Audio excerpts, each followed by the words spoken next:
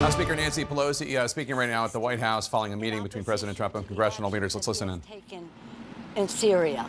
It calls upon the president to urge the Turks to exercise restraint, for us to have humanitarian assistance to some of the Kurds. Children are being killed there. And very, very importantly, and most importantly, it asks for a clear plan on how we're going to fight ISIS. I think that vote, the size of the vote, more than 2-1 of the Republicans voted to oppose what the president did, probably got to the president because he was shaken up by it. And that's why we couldn't continue in the meeting, because he was just not relating to the reality of it. Again, we are proud of our men and women in uniform. Those who have been in Syria have conducted themselves in a way that makes us all very proud. And I conveyed that to the chairman of the Joint Chiefs. We had some questions about ISIS, and I'm going to defer to the distinguished leader from New York, well, from the Senate from New York, who focused on ISIS in the meeting. Mr. Leader. Yeah, thank you, Speaker, and thank you, Leader Hoyer. I told the president that being from New York, as he was, we're particularly aware of the problems, the terrorism that an organization like ISIS can create. And the fact that someone no less than General Mattis has said that ISIS has been enhanced, that the danger of ISIS is so much greater, worries all of us. I asked the president what his plan was to contain ISIS. He didn't really have one. He said the Turks and the Syrians will guard the ISIS prisoners. I said, is there any intelligence evidence that the Turks and the Syrians will have the same interest that the Kurds or we did in guarding ISIS? And the Secretary of Defense was, thank God he was honest, he said, we don't have that evidence. And so I said, then how can we think that this is a plan when there are Syrians and Turks who are not our friends, who ISIS, if they escape, does them very little harm? How can we let this happen? They didn't have any good answer. This is appalling. The president had no plan, no real plan for containing ISIS other than relying on the Syrians and the Turks. Then why did we spend a decade, billions of dollars, and lost lives in trying to curtail ISIS if on a phone call, on a whim, the president is going to undo all of that and turn this over to the Turks and the Syrians? I would also say one other thing. He was insulting, particularly to the speaker. She kept her cool completely, but he called her a third-rate politician. He said that there are communists involved and you guys might like that. I mean, this was not a dialogue. It was sort of a diatribe, a nasty diatribe, not focused on the facts, particularly the fact of how to curtail ISIS, a terrorist organization that aims to hurt the United States in our homeland. Steny. Just briefly, you're going to hear the president say we walked out. We were offended deeply by his treatment of the Speaker of the House of Representatives. The president, in my view, has created a crisis in the Middle East, a crisis that undermines the world's confidence in America. This crisis required a rational, reasonable discussion between those of us who have been elected by the American people to set policy. Unfortunately, the meeting deteriorated into a diatribe, as Leader Schumer has said, and a very offensive accusations being made by the President of the United States. I have served with 6 presidents. I have been in many, many, many meetings like this. Never have I seen a president treat so disrespectfully a co-equal branch of the government of the United States. I'll yield to the Speaker and to the leader for questions.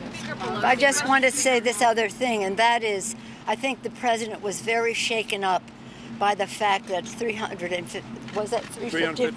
354. 354, I have to make sure I had the number correct. And that means a big majority of the There are Republicans 194 voted. Republicans, 60 voted against a resolution which said the president's decision was wrong and dangerous and lacking in giving our allies confidence that we would stick with them in time of trouble. And one point I want to make that I hadn't made a moment ago. So Leader McConnell said he thought the president's decision was wrong. He said it in strong terms. I beseech Leader McConnell to put the same resolution that passed the House on the floor of the Senate. It's a bipartisan resolution sponsored by Senator Menendez, a Democrat, and the senator from Indiana, Young, a Republican. And we urge Leader McConnell not just to condemn the president, but put this resolution on the floor. Because the safety of America, the safety of the Kurds are in the hands of one person, President Trump. And the best way to pressure him is a strong bipartisan resolution such as passed the House to undo the damage he has done. Thank you. Go ahead, What we Steny. witnessed on the part of the president was a meltdown. Sad to say. Speaker Pelosi, did the impeachment inquiry come No, up it in didn't this come up. conversation It did not at all? come up. And Not what at did all. you say? What No, it specifically did not the come up. president say to you? It did not come up. When he called you a communist, can you just elaborate? No, he didn't on call that? us. No, he did not call us a communist. He said, yes. He said, let's just clarify that. He said the communists are taking, or Some of ISIS were communists, and you That would might- be happy. That might make you happy. That might make you happy. Listen, No, and the speaker said, Yes. none of us. Yes, we walked out. yeah, At that point? yeah. No, at the point that he later, was- later. When he Very- started calling Speaker When Pelosi he was a third-rate extraordinarily- politician, Which I and said, I wish you were a politician, Mr. President, then you would know the art of the possible. But Republicans So- stay so- behind? Did the Republicans stay? yeah, Say? some of the other members on both sides stayed behind. They wanted questions. I waited a moment We had because I our wanted to questions. ask him the question about intelligence reports on the Turks and Syrians guarding ISIS, We which I think is crucial. We also expressed our concern that we have been asking for all member, that be bipartisan, briefing to the House of Representatives on what is happening in Syria. It was scheduled for tomorrow, but they canceled it. And so that was part of our question too. Why are you not briefing all of the members of Congress? Thank you, Thank you very everybody. much. Speaker, tomorrow you're hosting the You just heard House Speaker Nancy Pelosi, House Majority Leader Steny Hoyer, and Senate Minority Leader Chuck Schumer, Democrat of New York, all talking about how they had walked out of a meeting with President Trump. Schumer called it a nasty diatribe by President Trump, where he insulted House Speaker Pelosi as a third-rate politician. Speaker Pelosi said that the president had a meltdown. And this comes, we should note, Jeff Zeleny, right after the House of Representatives overwhelmingly, 354 to 60, with 3 voting present, voted to rebuke President Trump's decision to pull U.S. service members from the border of Turkey and Syria, from northern Syria. That includes 129 Republicans, including all of the House Republican leadership, voting to rebuke President Trump's decision. A pretty stunning diss by the House. It is stunning, and something that has really only happened just a couple of times that I can think of during this administration, a small handful of times. And look, I think that sums up the sentiment among Republicans across the spectrum, evangelicals, moderate Republicans, and others who believe that, A, they're not sure if the president has a strategy, and if he does, they're not believing it's the right one here. But this is something that I guess the question is what happens in the Senate.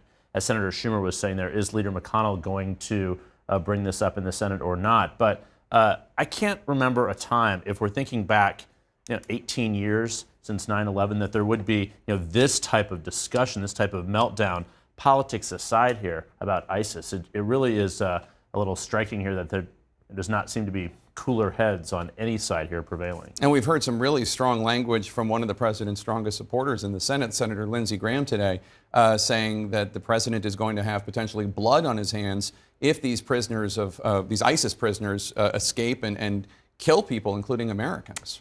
I know it is, it's incredible from a political perspective because we've seen Lindsey Graham align himself so closely with the president, and we're now seeing him draw daylight on something we're used to seeing him draw daylight on with past presidents, which is when it comes to foreign policy. But I think it's also highlighting, a real concern here. I think people are sort of aghast by the images they've seen. I think they've seen what's playing out is exactly what they expected and feared would play out when the president has made, the decisions that he has made here. And that's why I think you're seeing these kinds of reactions. People like Lindsey Graham were the ones who were issuing stern warnings about removing U.S. troops in the first place. And now they're saying, we warned you and it's only going to get worse.